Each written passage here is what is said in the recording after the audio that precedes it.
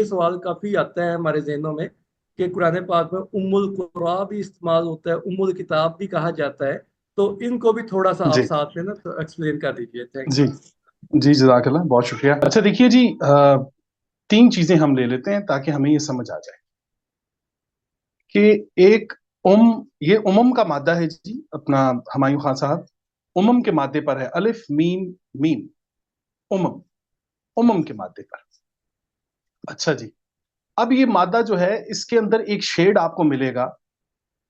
अब ये शेड आप जरा नोट कर लीजिएगा कि वो शेड आपको के अंदर भी मिलेगा, वो उम्मत के अंदर भी मिलेगा, वो नबी अल उम्मी के अंदर भी मिलेगा, और वो उम्मुल कुरा के अंदर भी मिलेगा, और वो उम्मीयीन के अंदर भी मिलेगा।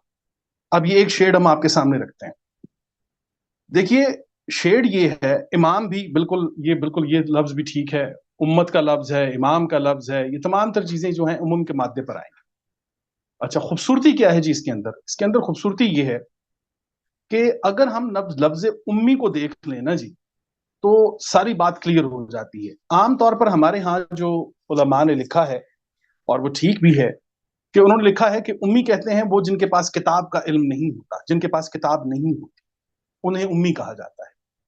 लेकिन जब आप कुरान करीम के अंदर आएंगे तो आपको पता चलेगा कि हमारे यहाँ उमूमी तराजुम के अंदर उम्मी के लफ्ज का तर्जुमा जो है वो हमने ये किया है कि अनपढ़, या जो वो नहीं जानते, अस्तगफिरुल्लाह। जबकि ये तर्जुमा बिल्कुल भी रसूल करीम सल्लल्लाहु अलैहि वसल्लम की शायान शान नहीं है। इसकी बुनियादी बात हम आपके सामने आज रखते हैं ताकि आप सारे इस पर तहकीक भी कर लीजिए, और फिर हम नेक्स्ट सेशन पर इस पर मजीद गुफ्तगू भी कर लेंगे। देखिए बात यह है कि उम्मी और को जब आप सामने रखेंगे तो आप देखेंगे कि एक माँ जो है वो खारिज से एक अमानत को वसूल करती है, 9 माह उसे अपनी जात में उतार कर उसकी तरबियत करती है, उसकी परवरिश करती है अपने पेट में। 9 माह के बाद अब खारिज से एक अमानत वसूल की है, 9 माह उसकी तरबियत की है, अपनी जात का हिस्सा बनाया है, और फिर खारिज को डिलीवर कर दिया है। ये है एक माँ। अब आइए नबी अल उम्मी की तरफ। तो नबी अल उम्मी भी वो होता है कि जिन्हें खारिज से वही मिलती है, खारिज से एक अमानत हासिल होती है, वो उसे अपनी जात, अपने किरदार के अंदर उतारते हैं, मेहनत करते हैं, और फिर वो खारिज को डिलीवर करते हैं। नबी करीम सल्लल्लाहु अलैहि वसल्लम की शख्सियत को जब आप सामने रखेंगे तो जब हम ये तराजुम करते हैं आम तौर पर कि नबी अल उम्मी का तर्जुमा ये है जी कि ये वो अनपढ़ थे, अस्तगफिरुल्लाह, या वो, तो मुझ जैसा एक इंसान के 2 आयतें याद करके वो आलिम बन जाता है, और जिनके कल्ब करीम पर, कल्ब सलीम पर कुरान करीम नाजिल हुआ है, उनके बारे में अस्तगफिरुल्लाह मैं ये कहूं कि वो अनपढ़ थे या वो कुछ जानते नहीं थे। चूंकि हमने तालीम के और इल्म हासिल करने के मयार अपने सेट किए हुए हैं कि हमारे यहाँ तालीम जो है वो किताबी तालीम, या इसकी बात जो हम करते हैं, या हमारे यहाँ तालीम का मयार ये है, तो मैं बहुत सी जगह पर ये बात कर चुका हूं कि हमें ये देखना होगा कि इल्म की सबसे ऊंची जो सतह है, जो सबसे आला मयार है इल्म का, वो सुदूरी इल्म का है। ये सुतूरी इल्म दूसरे दर्जे पर आता है, लिखने वाला इल्म हमेशा दूसरे दर्जे पर आता है। आप देख लीजिए कि कायनात के अंदर जितनी तरबियत हुई है, अक़वाम की जितनी तरबियत हुई है, वो सुदूरी तौर पर होती है। और एक नबी भी, चाहे वो हजरत मूसा हो या आप सल्लल्लाहु अलैहि वसल्लम हो, तो आप देखिए कि उनकी दुआएं रब्बि इश्रह ली सदरी वयस्सिर ली अमरी, सुदूरी इल्म, अलम नशरह लका सदरका, एक तरफ तलब है, एक तरफ अता है नबी करीम सल्लल्लाहु अलैहि वसल्लम को। तो ये चीजें जब हम देखेंगे तो हमें पता चलेगा कि नबी अल उम्मी का लफ्ज जब आएगा तो पता चलेगा कि में और उम्मी में एक मुश्तरका शय ये होती है कि वो खारिज से किसी शय को वसूल करते हैं, उसे अपनी जात का हिस्सा बनाते हैं और खारिज को डिलीवर करते हैं। एक उम्मत भी यही करती है जी, कुरान करीम के जरिए ये तमाम तरह अहकामात अपनी जात में उतारती है। एक कौम के लिए भी, एक उम्मत के लिए भी यही पैगाम है कि वो अहकामात खुदाबंदी को अपनी जात के अंदर उतारते हैं, पहले खुद उसकी पाबंदी करते हैं, और फिर दूसरों को उसका पाबंद करने के लिए उस पर कोशिश करते हैं और मेहनत। उम्मुल कुरा जब आप कहते हैं कुरान करीम के अंदर आएगा, तो आप ये देखिए कि ये वो मकाम होता है कि जहां पर इर्द गिर्द की बस्तियों के लोग आते हैं खारिज से, उसका हिस्सा बनते हैं और फिर वापस लौट जाते हैं। اس لیے اسے ام القرا کہا جاتا ہے. تو یہ ایک شیڈ آپ کو ملے گا نبی الامی کے اندر، ایک کے اندر، ایک امت کے اندر، ایک امام کے اندر. اب آپ دیکھیے امام کے پاس، امام جس مسجد میں ہوتا ہے، جس مقام پر ہوتا ہے، جس جگہ ہوتا ہے، لوگ اس کے پاس آتے ہیں. اب خارج سے اس کے پاس لوگ آئے ہیں، اس کی ذات کا حصہ بنے ہیں، وہ ان کی ذات کا حصہ بنا ہے، اور پھر وہ خارج کی طرف لوٹ گئے ہیں. تو جہاں جہاں آپ اس مادے کے اوپر تحقیق کرتے چلے جائیں گے، یہ ایک شیڈ آپ کو ملے گا. نبی الامی کو جب آپ سامنے رکھیں گے تو آپ کو پتہ چلے گا کہ جب قرآن کریم نے نبی الامی کہا ہے تو نبا تو آپ یاد رکھیے کہ نبا تو ایک عظیم عظیم ترین اطلاع ہے، عظیم ترین مقام ہے کہ ایک نبا جو ہے وہ ایک انسان کو نبی بناتی ہے. تو آپ کو کیا لگتا ہے کہ اگر اس نبی کو ہم اپنے سکیلز پر تولنا شروع کر دیں کہ نہیں جناب وہ ہماری طرح انہوں نے میٹرک نہیں کیا تھا، یا ہمارے جو سیٹ کیے ہوئے گولز ہیں کہ اتنی تعلیم ان کے پاس نہیں تھی تو ہم ان کو جو ہے وہ استغفر اللہ، ان کے لیے یہ الفاظ کہ وہ نہیں جانتے یا وہ استغفر اللہ ان پڑھ ہیں، یہ آپ صلی اللہ علیہ وسلم کی شایان شان نہیں ہے یہ گفتگو. آخری ایک بات میں آپ کے سامنے بالکل ہلکے انداز میں رکھوں گا تاکہ مقام محمد صلی اللہ علیہ وسلم بھی جب تک ہماری نگاہ میں ازبر نہیں ہوگا، ہمیں نہیں معلوم ہوگا، ہم قرآن سے محبت نہیں کر پائیں گے. اب قرآن کریم نے جب پہلی دفعہ فرسٹ ٹائم آپ صلی اللہ علیہ وسلم کو پکارا ہے تو قرآن کریم نے کہا ہے کہ اقرأ باسم ربک الذی خلق، جس طرح کی تاریخ میں ہمیں بتایا گیا ہے کہ پہلی آیت ہی آتی ہے. اب تنزیل کے اعتبار سے تو یہ پہلی آیت ہے، ترتیب کے اعتبار سے ہم الحمدللہ سے شروع کرتے ہیں یا ہم الف لام میم سے شروع کرتے ہیں.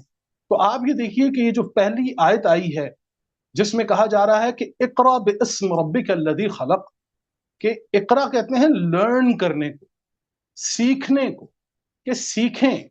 ہمارے ہاں تو اب کچھ لوگ ایسے بھی آ گئے ہیں کہ جو کہتے ہیں کہ دیکھیے جی یہ اقرا کا مطلب پڑھنا ہوتا ہے اور پڑھنے کے لیے کسی چیز کا ہونا ضروری ہوتا ہے، لہٰذا یہ کتاب، یہ وہی کتاب ہے جو نوح علیہ السلام کو دی گئی ہے، یہ فلانی ہے، یہ فلانی، اور اس طرح کے یہ فلسفے ہمیں سننے کو ملتے ہیں.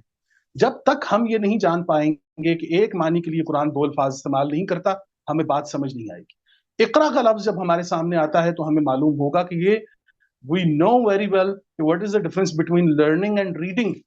learning and reading تو لرن جو کرتا ہے، جو انسان سیکھتا ہے، وہ لازمی نہیں کہ کتاب اس کے سامنے ہو.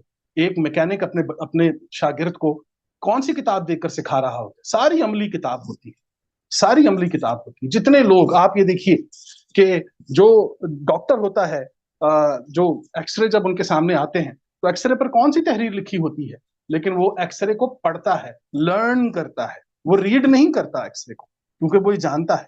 اسی طریقے سے آپ اور بھی بہت سی میں مثالیں آپ کو دوں. اب قرآن جب مخاطب ہو رہا ہے اور وہ کہہ رہا ہے کہ اقرا لرن باسم، باسم، تو اب آپ یہ دیکھیے کہ اتنا عظیم یہ قرآن کریم کی ترتیب ہے الفاظ کی کہ اسم جو ہے، نام جو ہے، وہ آپ یہ دیکھ لیجئے کہ قرآن کریم میں یہ بتایا گیا ہے کہ دنیا کا سب سے بڑا جو پہلا تربیتی عمل شروع ہوا ہے وَعَلَّمَ آدَمَ الْأَسْمَاءَ كُلَّهَا، تو ہم نے آدم کو اسماء سکھائے ہیں کلہا. اب وہ دیکھیے جی کہ وہاں سے آپ کو پتا چلے گا کہ علم الاسماء میں اسماء الحسنہ جو اللہ کے نام ہیں، اب جب نام آئے گا تو یہ یاد رکھیے کہ جہاں پر اللہ کا نام آئے گا وہاں پر اللہ کا کام آئے گا. Basically the words of God is the work of God. تو جب اب یہاں پر اقرا باسم، تو اب یہ دیکھیے کہ لرن کریں، آپ سیکھیں اسم کے ساتھ. اسم کیا ہے؟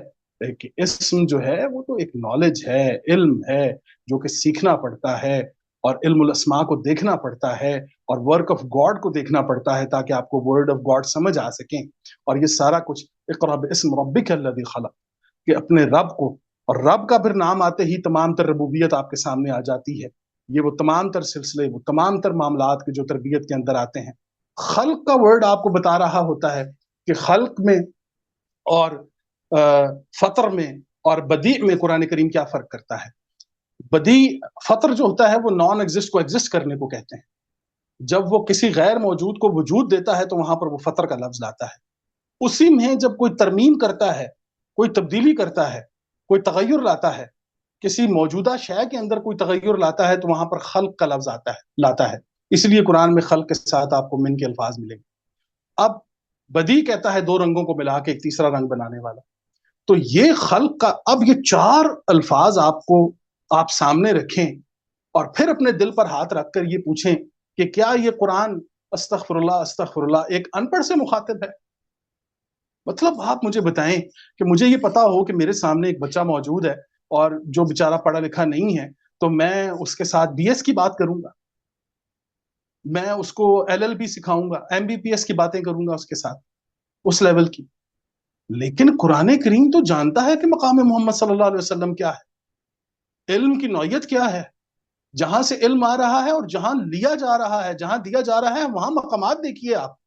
इक़रा बिस्म रब्बिकल्लज़ी खलक़, खलक़ल इंसान मिन अलक़, कि इंसान को, अब वो अलग को भी आप सामने रखिए कि जिसे हम जौंक कहते हैं, और जौंक भी मुअल्लक होती है, हैंगिंग पोजीशन के अंदर होती है, तो वहां पर भी एक ताल्लुक है। ताल्लुक तो बताया गया है कि ताल्लुक के बगैर इंसानियत की तख्लीक नामुमकिन है। तो क्या ये सारी बातें जितनी भी हैं, ये अस्तगफुरुल्लाह एक अनपढ़ शख्सियत के साथ हो रही हैं? ऐसा हरगिज नहीं है। नबी अल उम्मी के मतलब को आप सामने रखिए जी, कुरान करीम मजीद आपके लिए खूबसूरत हो जाएगा। आप सल्लल्लाहु अलैहि वसल्लम की मोहब्बत आपके दिल में पैदा होगी कि क्या मकाम है नबी करीम सल्लल्लाहु अलैहि वसल्लम का, कि इल्म इल्म तो बहुत छोटा लफ्ज है जो आप सल्लल्लाहु अलैहि वसल्लम को बयान करे।